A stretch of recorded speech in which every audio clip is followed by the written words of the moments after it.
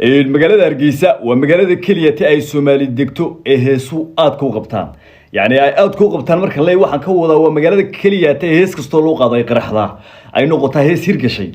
baxsanay Hargeysa hooyadii murtida iyo hooyadii abwaankay waxa soo dhan waad maqasheen balka kaalay Cabdi Aadan Xaadi Qays bal wuxuu ku sufeeyay daba eega Hargeysa wuxuu dhulkii badoortaad dhalashada ku raacdo xaramkaad ku dhowdahay dhaqankiyo diinto waxaad dheef ku leedahay dhoobadii Madiino dhuuxiyo laftaada lagu dhaahay khayro waliya dhiskaagiyo dhidibkaaga taagay Hargeysa hadheeliin hadantaalin waliga balka hor magaaladaas Ilaahay baan ku dhaarin kasal ku mariyay